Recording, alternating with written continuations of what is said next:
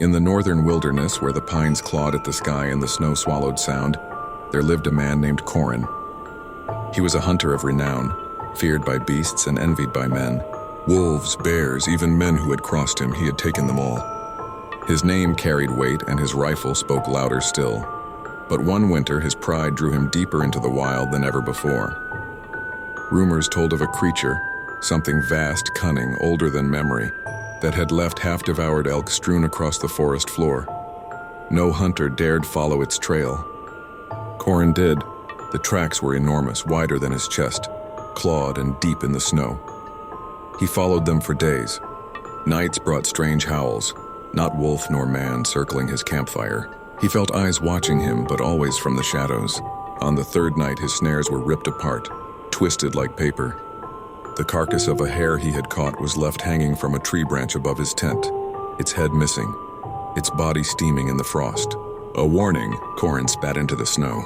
If you think you can frighten me, beast, you'll die as all the others have.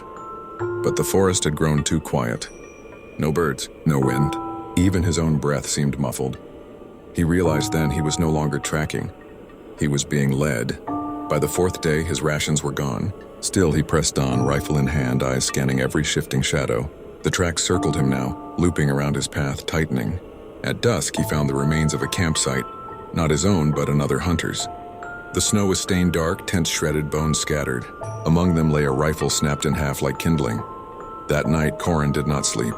He sat with his back to the fire, rifle steady. Hours crawled by.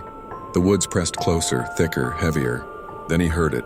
Soft steps crunching the snow, slow, deliberate, circling him. Not rushing, not attacking. Studying!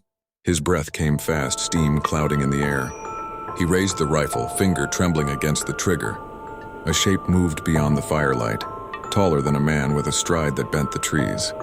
He fired. The gunshot cracked like thunder, echoing into the void. Silence followed. No cry of pain. No sound of retreat. Then from behind him a whisper, low, guttural, and mocking, "Hunter." Corin spun, but the fire had gone out. The woods swallowed him in blackness. When spring came, villagers found his camp. The rifle was buried in the snow. The trees around it were marked with claw gouges high above a man's reach. There was no body.